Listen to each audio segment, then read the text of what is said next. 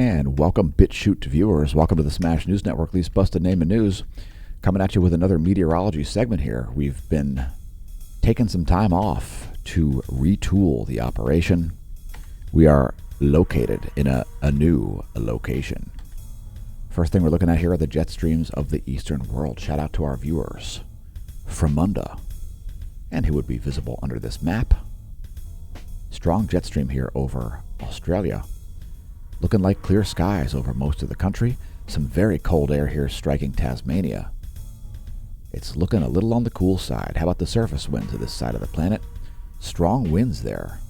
Strong onshore winds showing up at Tasmania and southeastern Australia. Here are the surface winds of the Americas. And we'll also look at the jet streams over here. Some strong upper level lows here on either side of South America. You can see this clockwise rotation. Those are both lows. And the jet stream dipping down and sending some very cold air here into Lehigh Valley, Pennsylvania. How about the jet streams of Europe and Africa? There you go.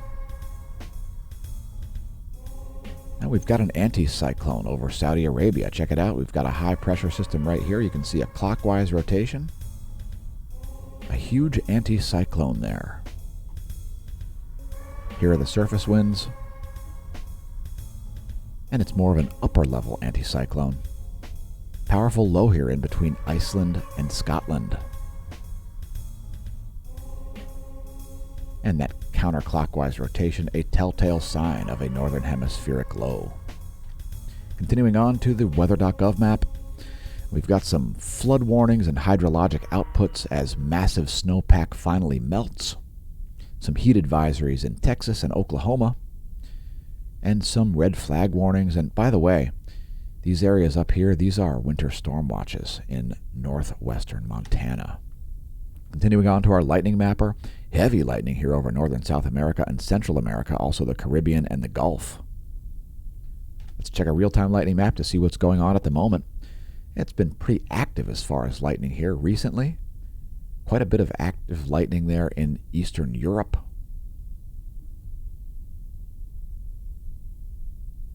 And a strike just happening there around Minnesota, North Dakota area. Next, looking at the water vapor over the Pacific Ocean. This imagery from the satellite, the NASA GOES interactive weather satellite, shows all of the water vapor, even that which is not condensed onto clouds.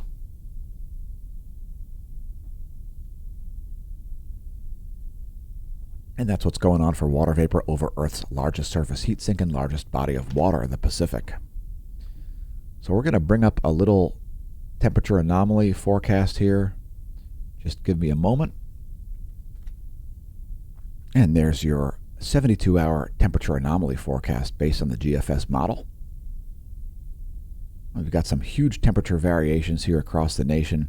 We've got temperature anomalies of like 16 degrees Celsius below normal in some spots and 16 degrees Celsius above normal in some spots. The south central U.S. seeing some very hot weather. Also the southern Rockies, New Mexico, and Arizona at first. And then some very, very cold weather taking up the entire northwestern portion of the country. It's been cold in Pennsylvania, especially in the mornings. Here's your 72-hour GFS pressure and precipitation forecast. And it looks like some snow is going to continue to fall in the northern Rockies and the Pacific Northwest. You can see a bunch of blue mixed in there. So you can expect some additional snowfall well into June. We're in mid-June, and snow is still falling in some places. Folks, what do you think about that? Let us know in the comments. And at the end of the 72 hours, we've got some severe weather here moving across Pennsylvania. That could be a bit hazardous. Next, looking at ocean currents here, just to highlight some of the features of windy.com. They've got a great mobile app as well. And I just wanted to show the currents here. The Gulf Stream looking a little weak, honestly.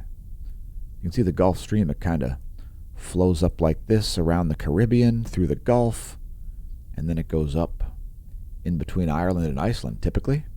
At the moment, looks like there's a maybe a bunch of, I don't know, cold, fresh water mixed into the Gulf Stream. Anyway, if you want to look at that information yourself, just head to windy.com. Tons of different data there for you at windy.com. It's just spectacular. Like smashomash.com. Please visit our links and welcome to the Near Renaissance. Did you know we're writing a paper explaining the mechanism underlying the solar polar field and sunspot cycles? Help us out by becoming a member of the Smash team. We just came back from a lengthy hiatus. So here's our weather.gov map. It's radar.weather.gov, showing the U.S. Doppler radar. We've got some rain here moving into the mid-Atlantic states as we speak. That's where things are currently. Let's take a look at the shortwave radiation map. It's still dark over about half the country. So there is your shortwave radiation showing clouds and fog. And why does it keep turning blue? There we go. Some rapid cloud nucleation happening here south of Mississippi and Alabama. Here it is on the water vapor map, and you can see massive convection there in the Gulf. Just massive convection happening there as water gets relocated from the Gulf of Mexico to the skies above. Here's your recap. Starting with the U.S. Doppler radar for the lower 48, here is the shortwave radiation showing clouds and fog over the lower 48. Cold air being injected deep into the U.S. there, all the way down to about even northern Georgia. As you can see, this flow of cold air here making it way down south. And last but not least, here is the water vapor. That'll give you an even better vision of that. And we've got a huge pressure gradient happening here also. There's a high pressure. And here's a relative low pressure. Anyway, thanks for tuning into the Smash News Network, least busted name in news. Congratulations on realizing the channel exists. Make sure you check out the YouTube channel if you haven't. We'll see you next time, and may that terrestrial wind be at your back.